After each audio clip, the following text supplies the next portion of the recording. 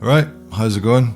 Welcome to Beyond the Boxes, episode 1. This video and a series of videos I'm going to try and make after was inspired by the latest video by Cory Wong. Then there was several articles written about that he said that a guitar player wasn't advanced unless they could tell where all the notes on the neck were. I take his point, but he's probably being a bit hyperbolic for the sake of the video. Obviously there's been many guitar players throughout history who didn't know what the notes were called and just had great ears and were able to play still highly complex music without knowing much in terms of theory. So it's obviously not true, but it's also true that if you did want to learn the notes on the neck, that it's not difficult or like worthy of like that much praise in itself. So it's not something to be like glorified either. It is useful, so if you did want to learn that, were always intimidated by it or thought it was too much work, it really doesn't take that much to fill in the gaps.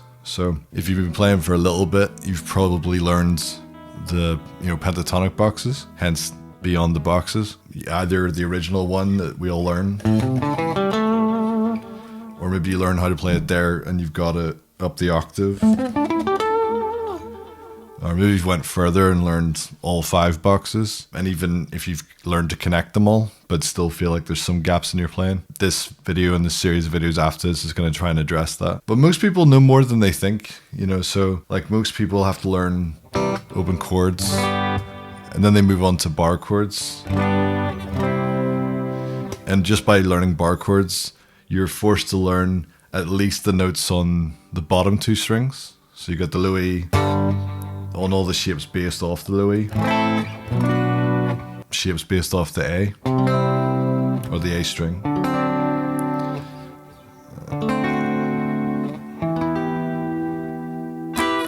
And because you've got high E as well as Louis, any notes that you've learned on the Louis, you get them for free on the high E.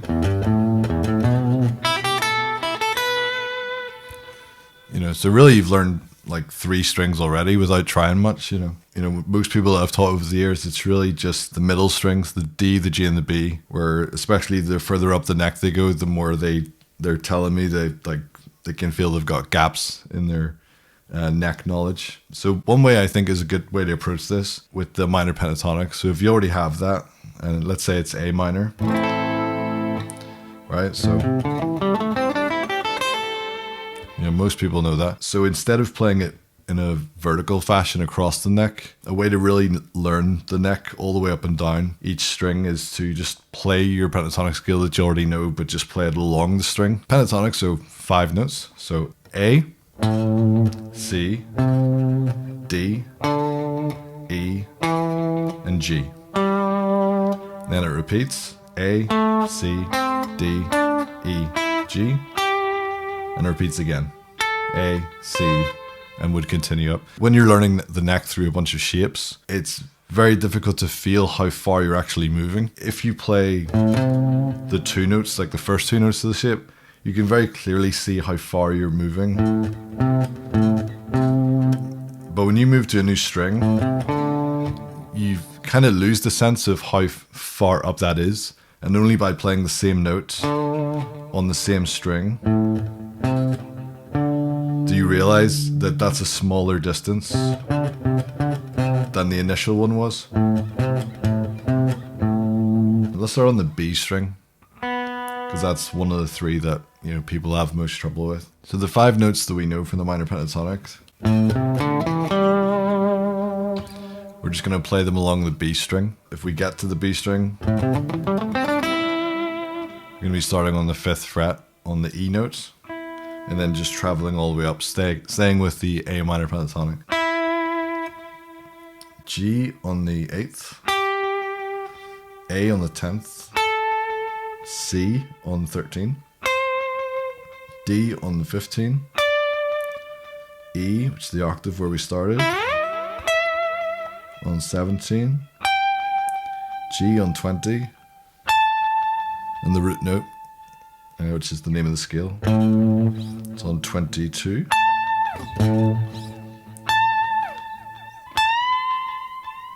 Yeah, you can do that if you like. Okay, let's head this direction. So we're starting on the E, And this time I'm going to head down to D on the 3rd fret and C on the 1st fret. The best way to work this out is knowing one simple rule, 2 exceptions. So generally on the guitar, there's 2 frets between each of the letters. There's 2 moments, much like on a piano, you know, there's 2 moments on the piano where there's not a black note to go to. You have C, C sharp, D, D sharp, E, and then there is no black note to go to. You go straight to F. And even if people ask to play an E sharp is F. So, you know, so there's no physical black note to go to. And you can see that on the guitar as well, because whether it's E or B, which are the 2 exceptions, the next note is only 1 fret away. One student of mine told me that he remembered this with just saying eggs and bacon. So E and B, eggs and bacon. So anytime he landed on E or B, he knew that the next note, the next letter, was only 1 fret away. Just to fill in some of the gaps in the pentatonic. So we started on E. The next note in the pentatonic scale was the G. You have E. That's one of the exceptions. Therefore, F is just there. So E's on the 5th fret and F is on 6. Then you go back to the normal rule, which is there's 2 frets between each of the letters. So F, I'm trying to find G, that's 2 frets. I'm on G, which is the end of the musical alphabet. So it's just A, B, C, D, E, F, G, round and round and round. So if I hit G, the next note is an A, 2 frets. Now the next note in the pentatonic scale we've already said is A to C. But just to talk about where that other note is, so A, again, regular rule, so B is 2 frets away. B, eggs and bacon. Okay, so we got B, which is the other exception. The next note, which is C, is only 1 fret away. Right, 1 fret between B and C. Or E and F. Everything else is 2. Right, so now we're on C, back to normal. D is 2 frets away. I'm on D looking for E. And not to get confused, it's not that if you're looking for E and B, it's when you're already starting on E and B that the rule applies. Because sometimes I've said that, you know, I go, how many frets between D and E? And people hear E and they go, oh, that's the exception. But it's when you start on one of the exceptions. So if you're starting on E or B, looking for the next note, that's when that rule comes in. All right, so C looking for D, that's 2. D looking for E. Now I'm starting on E. This is the exception now because I'm looking for F. 1 fret away, just like it was here. E, F, E. And up here as well. F. Now we're just back to normal, so F looking for G is 2. G looking for A is 2. And the same this way, if you're going backwards, so E.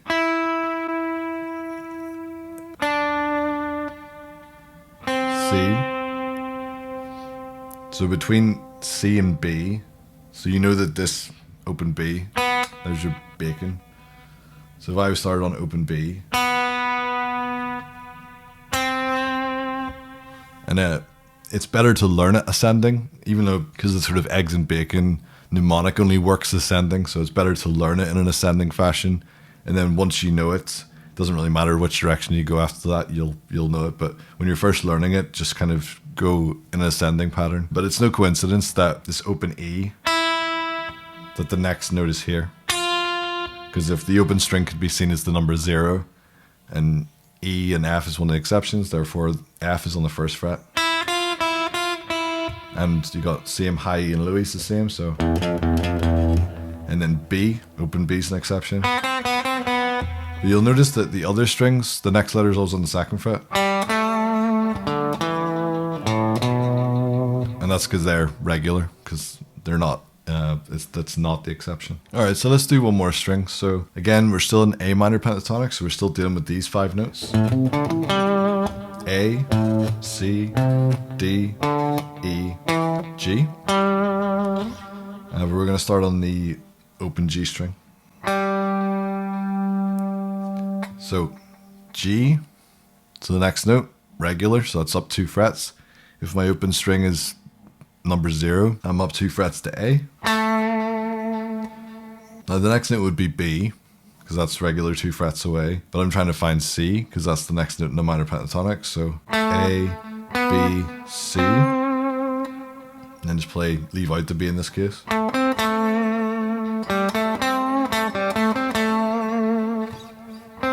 Okay, now we're on C, which is where we would have been had we been in this original shape.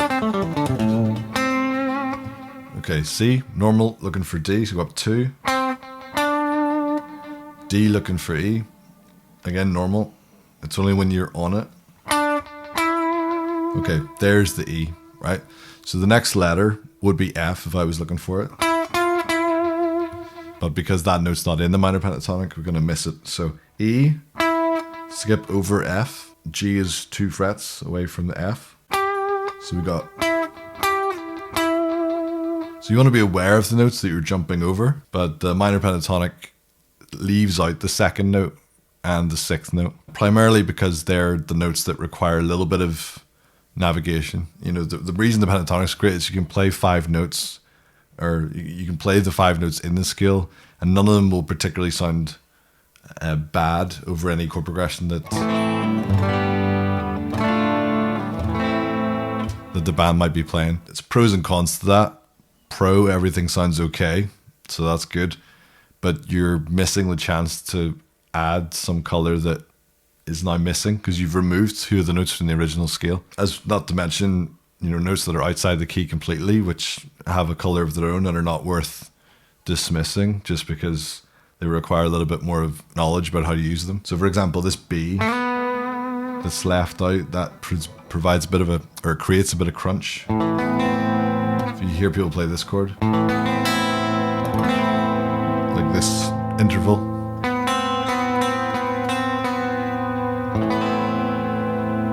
you know, some people don't like that, but it does add a bit of drama to the sound.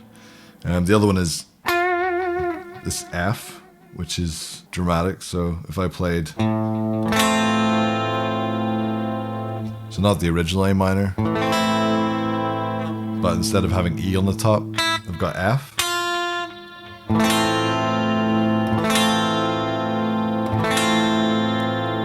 Right, so that's a bit harsh.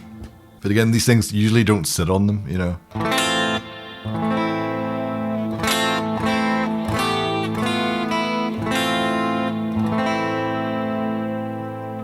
So it creates a different sound, and if you're always ignoring it, then it's just a sound you're not going to have access to. Before getting into learning all 12 notes, I think the minor pentatonic that you know you may already know, choosing to play those notes in a along the neck in a horizontal fashion. It's not a new idea by any means. I remember probably in the modern era, the most famous use of it is in Mick Goodrick's book, The Advancing Guitarist, and in that he talks about the unitar, about playing scales on one string. I think it's great advice, but again, it's not his either. Playing stuff along a single string is it's hard to know how far back that would go or who had the original idea to do that. But if you feel like, as many people do, that you're kind of stuck, even if you're very comfortable and competent improvising within the boxes, but you're kind of frustrated that there's other notes, there's notes you're not playing because you're skipping over them, but not knowing when to use them, can you use them, that can lead to frustration because it's like, could be many years where you're just not knowing how to bring in new colors into your playing. So the first step would be to learn the pentatonic scales you already know, map out where those notes are on a single string, and then it's very easy to fill in the gaps. And you can also tell when you do add in these colors how far away they are from the notes. If you think of the 5 notes of the pentatonic as these checkpoints, and then everything else is you're playing them in passing in between these home, because if the pentatonic scale does sound good, you can always land on one of them as a kind of safe place to finish your phrases or rest whilst you think of what the next phrase might start on. But it's just easier to see the notes in the gaps. If I have this one, It's very easy to see. And the effect they have in the overall sound. If I play the B notes,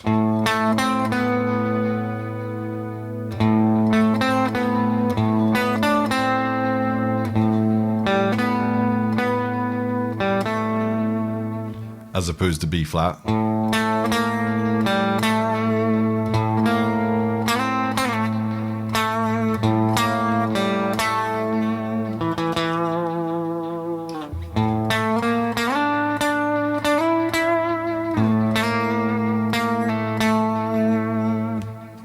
You know, they're totally different in the mood they create, but knowing how far away that note was compared to the B relative to the other notes gives you a far better, deeper understanding of the neck in general. And even if you do decide to play more across the neck again, once you've learned each individual string, it'll seem to other people watching you that you're playing some type of shape.